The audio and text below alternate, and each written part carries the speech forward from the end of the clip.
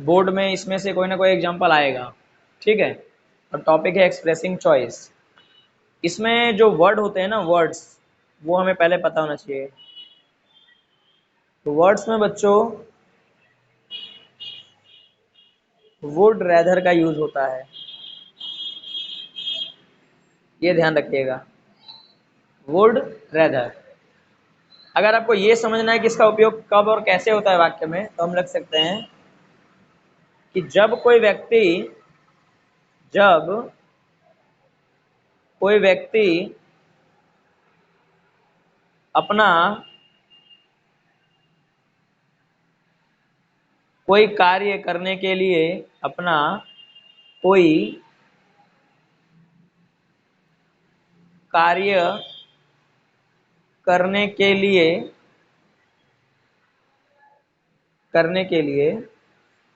अपनी इच्छा व्यक्त करे, अपनी इच्छा व्यक्त करे, तो इस फंक्शन का उपयोग होगा। थियरी इसलिए बता रहा हूं बच्चों क्योंकि ये टॉपिक में हमेशा कंफ्यूजन रहता है, इसलिए, ठीक है। ये जरा आप याद रखिएगा। एक स्टेटमेंट और भी हो सकता है समझने के लिए, बराबर।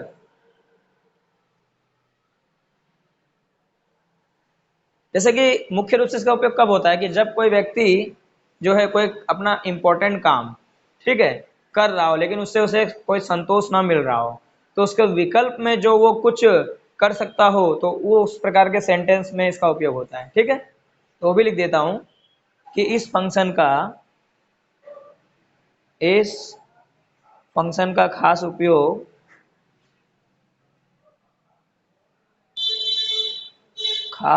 उपयोग व्यक्ति अपनी किसी व्यक्ति अपने किसी कार्य में संतोष न प्राप्त करता हो, न प्राप्त करता हो ता हो तथा उसके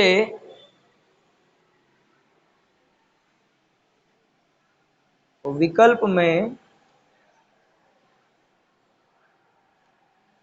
दूसरा कुछ कर सकता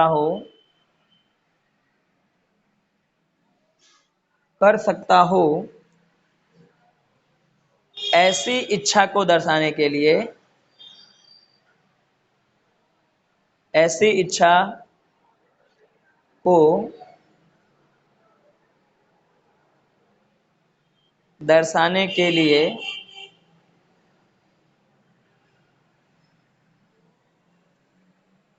इस फंक्शन का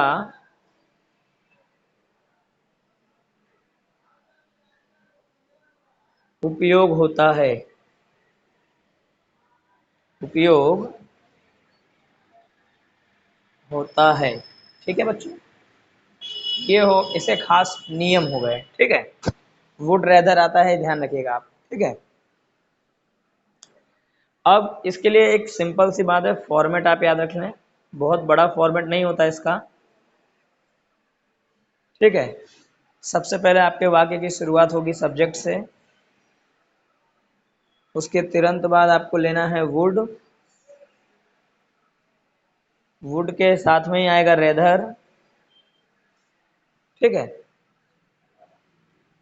फिर आएगा वर्ब, फिर आएगा देन, फिर आएगा एक्स्ट्रा जो दिया है वो। बहुत ही आसान फॉर्मेट है, याद रखिएगा। जैसे एग्जांपल दूं,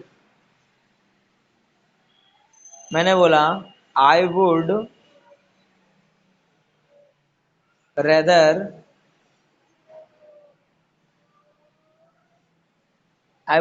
रेस्ट देन वॉक। यहाँ देखो ऑप्शन की ही बात है, मतलब ऑप्शन था पैदल, तो पैदल से अच्छा ऑप्शन क्या है, रेस्ट, ऐसा बताना चाहे यहाँ पे। ठीक है, मतलब पैदल चलने की अपेक्षा रेस्ट ज़्यादा अच्छा है, ऐसा मैं चूज करूँगा। तो ये हो जाएगा मेरा एक्सप्रेसिंग चॉइस। ठीक है बच्चों, यानी दो ऑप्शन होता है, यानी मुझे इस, एक मिनट बोलो मत, इसमें जो ऑप्शन है, हमें तुष्टि गुण संतोष किसमें ज़्यादा मिलेगा, रेस्ट करने में, वॉक की अपेक्षा। तो यहाँ पे ऑप्शन इस प्रकार का दिखाया जाता है। चलिए अब जाएंगे आगे कंप्लीट द सेंटेंस का। किसी भी बच्चे को कुछ अभी बीच में बोलना नहीं है जब तक मैं बोलूँ ना, लास्ट में हम डिस्कशन कर लेंगे। चलिए अब आएगा बोर्ड का complete the sentence.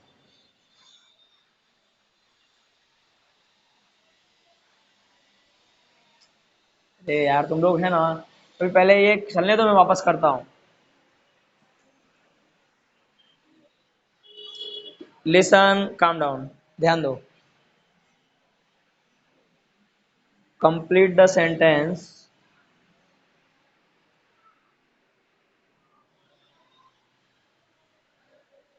Complete the sentence. अब इसमें देखिए, जैसे मैंने पहले बोला,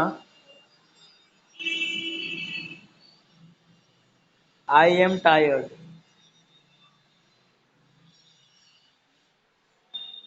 अब यहाँ पर फिर खाली जगह है,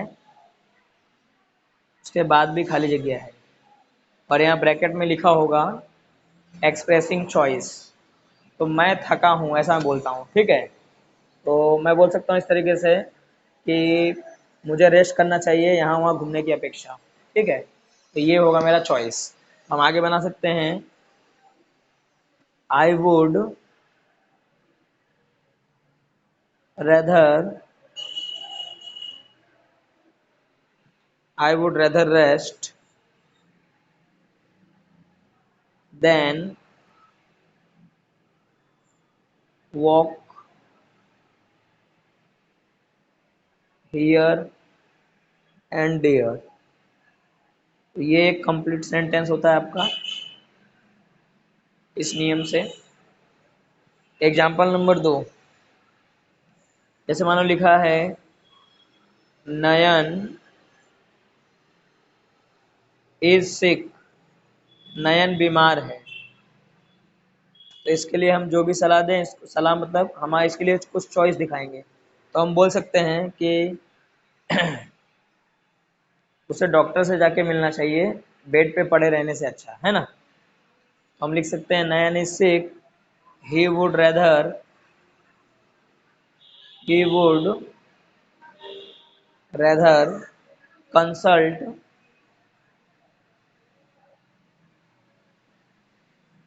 consult doctor than lie on a bed. अगर वो बीमार है नयन, तो उसे कहा जाना चाहिए, डॉक्टर से बातचीत करनी चाहिए, बेड पे पड़े रहने की अपेक्षा। ठीक है, नंबर 2 हो गया बच्चों।